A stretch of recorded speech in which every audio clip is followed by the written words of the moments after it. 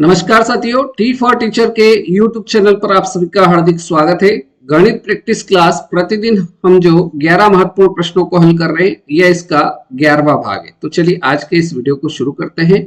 Video बिल्कुल basic से रहेगा, इसलिए वीडियो अगर पसंद आए तो वीडियो को लाइक करें, शेयर करें अपने दोस्तों को, और अभी तक चैनल पर नए हो तो चैनल को सब्सक्राइब कर लीजिए। और यह वीडियो सभी प्रतियोगी परीक्षाओं की दृष्टि से महत्वपूर्ण है, इसलिए वीडियो को पूरा देखिए। आज का पहला प्रश्न है, यदि हमें संख्या दे रखी है और इसका मान दे रखा है 55 हो, तो हमसे पूछा है कि 6 plus 12 plus 18 plus dash dash dash plus 60 का मान क्या होगा। तो हमें जो वैल्यू दे रखी है वो दे रखी है 1 प्लस 2 प्लस 3 प्लस, ऐसा करते करते कहाँ तक जाना है, 10 तक जाना है, और इसका मान दे रखा है 55। राइट, हमसे पूछा है 6 plus 12 plus 18 plus dash dash dash 60 तक की वैल्यू क्या होगी। तो इन सभी में एक चीज कॉमन दिख रही है, 6 इसमें कॉमन लिया जा सकता है। 6 में 6 का भाग देंगे तो कितना बचेगा, 1 बचेगा। 12 में 6 का भाग देंगे तो कितना बचेगा, 2 बचेगा। 18 में 6 का भाग देंगे 3 बचेगा। ऐसा करते करते आखिरी जो संख्या है 60 में हम 6 का भाग देंगे तो कितना बच जाएगा, 10 बच जाएगा।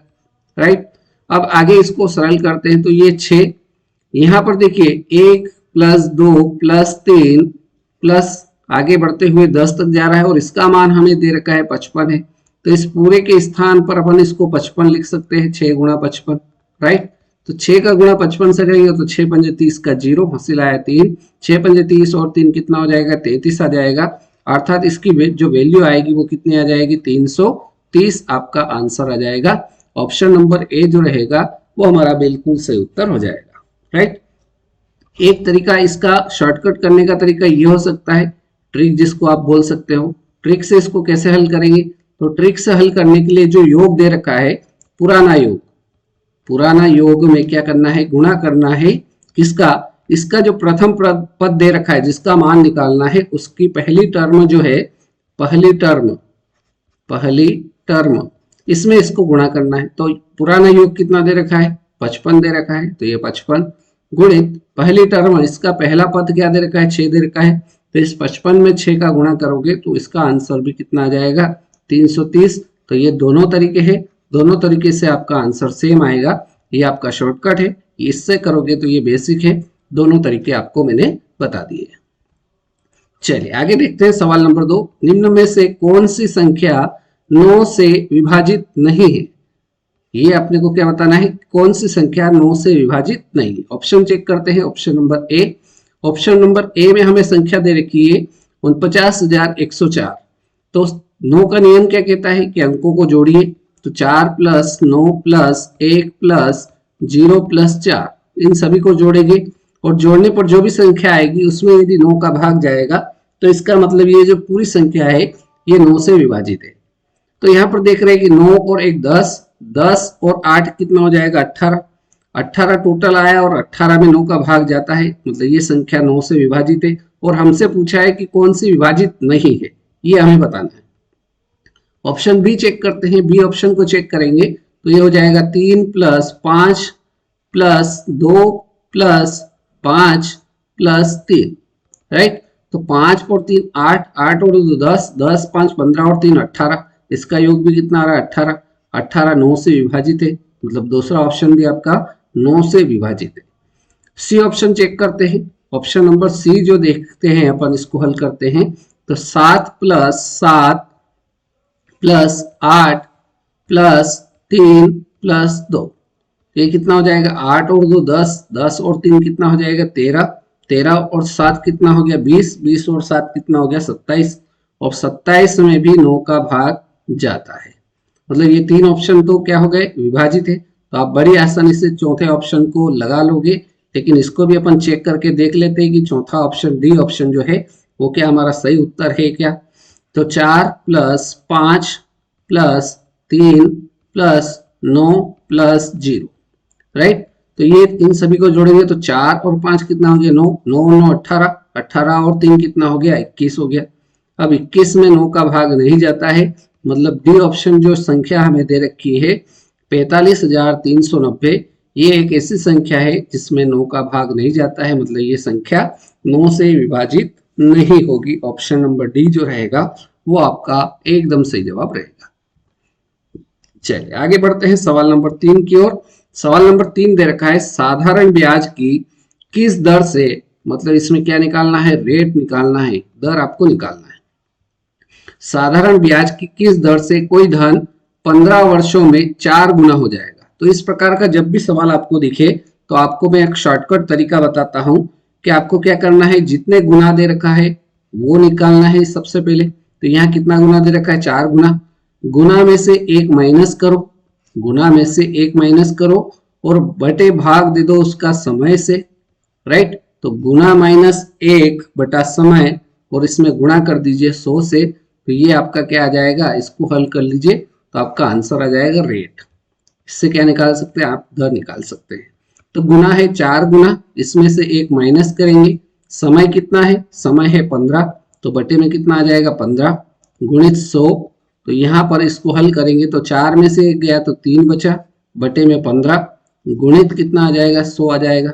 3 से ये कट जाएगा, 3 पंजे 15, 5 से ये कट जाएगा, कितनी बार 5 दूना 10 और 0।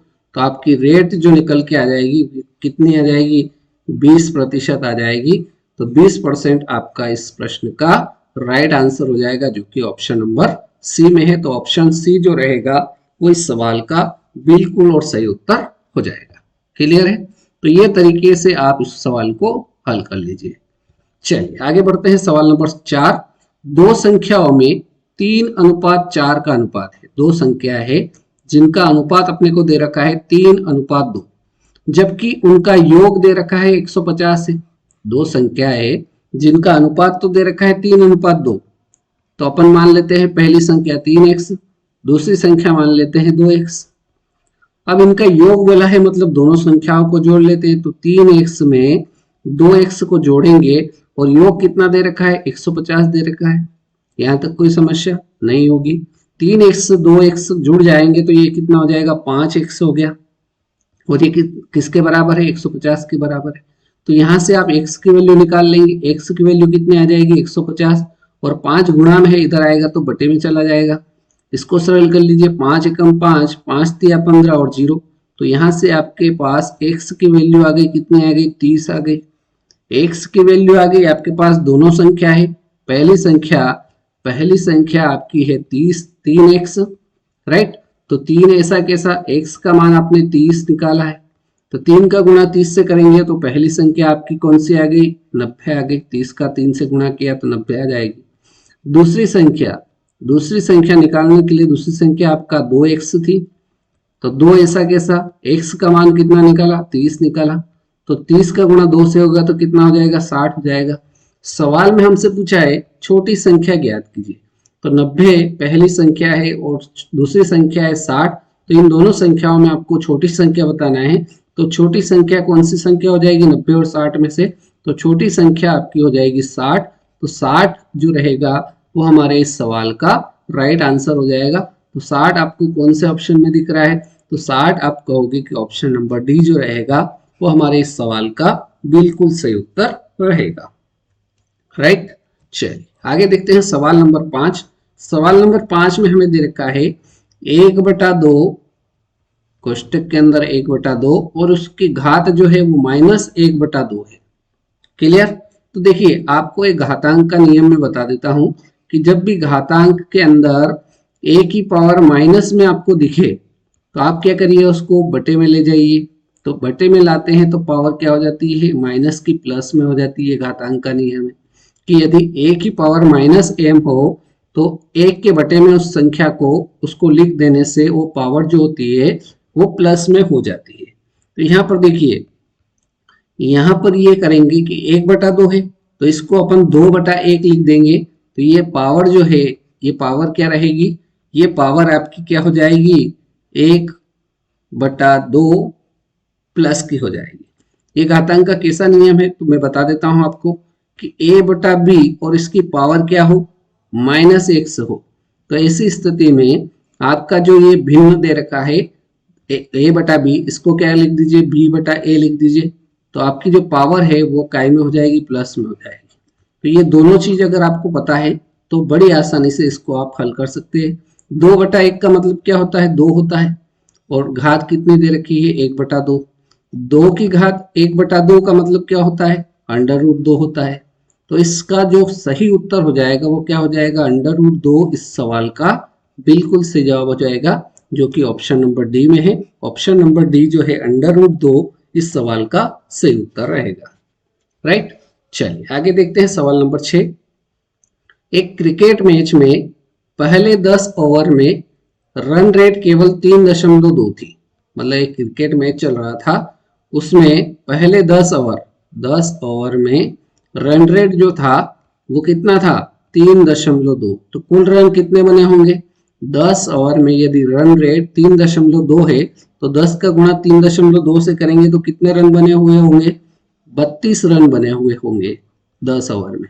राइट, आगे कह रहा है कि 282 रन के लक्ष्य को पूरा करने के लिए, लक्ष्य कितने का है, जीतने के लिए लक्ष्य दे रखा है 282 रनों का, पूरा करने हेतु 40 ओवर के लिए रन रेट क्या होनी चाहिए। तो देखो सबसे पहले 282 रन टोटल है, 10 ओवर में रन कितने बन गए, 32 बन गए। तब बचे कितने रन है वो निकालने के लिए 282 में से 32 रन घटा देंगे, तो जो बचेंगे वो रन अपने को अभी बनाने की आवश्यकता है 40 ओवर में। तो देखिए 282 में से 32 घटाएंगे तो 2 में से 2 गया तो 0, 8 में से 3 गया तो कितना आ जाएगा, 5 आ जाएगा, और ये 2 आ जाएगा। मतलब अभी 40 ओवर में 250 रन अभी और जीत के लिए चाहिए। क्लियर है यहाँ तक।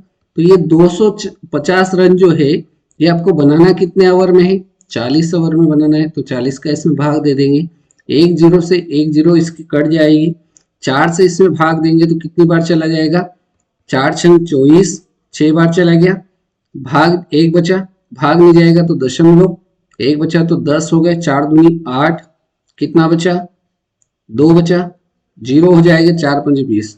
तो रन रेट जो 40 ओवर बचे हैं उसमें अभी रन रेट की कितनी आवश्यकता है, तो रन रेट जो बनाने की आवश्यकता है वो 6.25 प्रति ओवर में रन बनाने पड़ेंगे, तभी उस टीम को अपना जो लक्ष्य है 282 का, उस लक्ष्य तक वो पहुंच पाएंगे और वो जीत पाएंगे।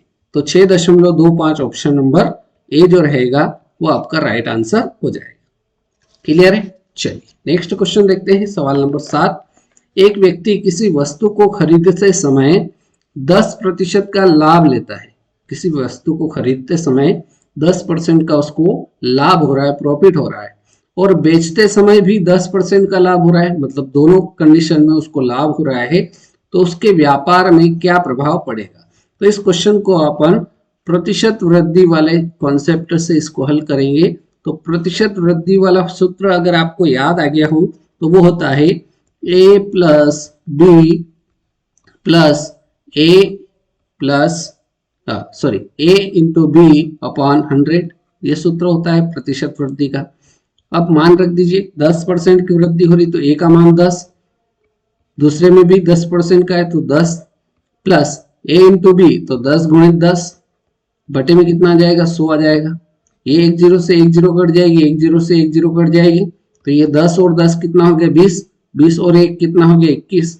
मतलब उस व्यक्ति को उसका जो प्रभाव पड़ेगा वो 21% का उसको क्या होगा, लाभ होगा। 21% इस सवाल का बिल्कुल सही उत्तर ऑप्शन नंबर ए हो जाएगा। क्लियर है। चलिए आगे बढ़ते हैं, सवाल नंबर 8। सवाल नंबर 8 कह रहा है सुरेश 30 किलोमीटर प्रति घंटा की चाल से स्कूल जाता है, राइट, तथा 60 किलोमीटर प्रति घंटा की चाल से स्कूल से वापस घर लौट आता है। मतलब स्कूल जाते समय उसकी स्पीड धीरे होती है, क्योंकि आचार्य दीदी या जो शिक्षक होते हैं वो क्या करते हैं, उसको होमवर्क देते हैं, और जैसे ही छुट्टी होती है उसकी स्पीड क्या हो जाती है, डबल हो जाती है। तो कुल यात्रा में उसकी औसत चाल बताना है। तो औसत चाल निकालते कैसे हैं, तो औसत चाल निकालने का सूत्र होता है, क्या सूत्र होता है, औसत चाल बराबर होता है 2 गुणित a इंटू बी, 2 गुणित a into B upon a plus B, right. तो 2 ऐसा कैसा, पहली चाल उसकी कितनी है 30, तो गुणित 30, बी दूसरी बार क्या चाल है तो वो है 60, राइट, और बटे में कितना आ जाएगा, तो ये आ जाएगा 30 + 60। यहां तक समस्या नहीं होगी। चलिए आगे इसको हल कर लेते हैं। तो ये कितना आ जाएगा, तो ये आ जाएगा आपके पास 2 का गुणा कर लेते हैं तो 30 दूनी 60, और 60 का 60 से गुणा करेंगे तो 3600 हो जाएगा। और नीचे कितना आ जाएगा, 60 और 30 कितना हो जाएगा, 90 हो जाएगा। एक जीरो से एक जीरो कट जाएगी, 9 से इसको काटेंगे तो 9 चौक 36, राइट, और एक जीरो। तो उस व्यक्ति की औसत चाल जो हो जाएगी वो कितनी हो जाएगी, 40 किलोमीटर प्रति घंटे की उसकी चाल हो जाएगी। 40 किलोमीटर प्रति घंटा आपके इस सवाल का सही उत्तर रहेगा। तो 40 किलोमीटर प्रति घंटा ऑप्शन सी राइट आंसर हो जाएगा। सवाल नंबर 9। सवाल नंबर 9 में हमसे बोला है 12 वस्तुओं का क्रय मूल्य 10 वस्तुओं के विक्रय मूल्य के बराबर हो तो लाभ प्रतिशत ज्ञात कीजिए। यहाँ वस्तुएं कितने, क्रय मूल्य में 12 है, विक्रय मूल्य में वस्तुएं कितनी हैं, 10 है, और हमसे बोला है कि इसका क्या निकालना है, लाभ प्रतिशत निकालना है। तो सबसे पहले क्या देखना है अपने को, वस्तुओं का अंतर देखना है। क्या देखना है, वस्तुओं का अंतर देखना है कि वस्तुओं में कितना अंतर है, बटे क्या करना है, बेची गई वस्तुएं। क्या देखना है फिर, बटे में बेची गई वस्तुएं, मतलब वस्तुओं के अंतर में बेची गई वस्तुओं का क्या करना है, भाग करना है, और इसको प्रतिशत में निकालना है, इसलिए 100 का गुणा करेंगे। तो वस्तुओं का अंतर देखो, यहाँ 12 वस्तुएं हैं, यहाँ 10 वस्तुएं हैं, तो अंतर कितना आ जाएगा, 2 का अंतर आ जाएगा। बेची गई वस्तुएं कितनी है, तो विक्रय मूल्य जो रहेगा वो बेची गई होगी, तो विक्रय मूल्य कितना है, 10, तो बटे में आ जाएगी 10 और गुणा हो जाएगा 100 से, राइट। तो 2 से ये कितनी बार कट जाएगा, 2 एकम 2, 2 पंजे 10, 5 से इसको काटेंगे तो कितना आ जाएगा, 5 दूना 10 और 0, अर्थात इसमें जो लाभ प्रतिशत आएगा वो कितना आ जाएगा, 20% आ जाएगा। कितना प्रतिशत आ जाएगा, 20% आ जाएगा। 20% आपका सही जवाब हो जाएगा। ऑप्शन नंबर सी जो रहेगा वो इस सवाल का एकदम राइट आंसर रहेगा। आगे बढ़ते हैं सवाल नंबर 10। सवाल नंबर 10 है, एक वर्ग का क्षेत्रफल दे रखा है 169 वर्ग सेंटीमीटर और उसका परिमाप क्या होगा ये हमको बताना है। तो एक वर्ग का क्षेत्रफल दे रखा है, इसका मतलब ये आकृति आपकी क्या है, वर्ग है। वर्ग की विशेषता क्या होती है, वर्ग की सभी भुजाएं जो होती है वो आपस में बराबर होती है, राइट। अब अपने को एक चीज ये पता है कि वर्ग का जो क्षेत्रफल होता है, वर्ग का जो क्षेत्रफल होता है उसका सूत्र क्या होता है, तो वर्ग के क्षेत्रफल का जो सूत्र होता है वो होता है भुजा का स्क्वायर।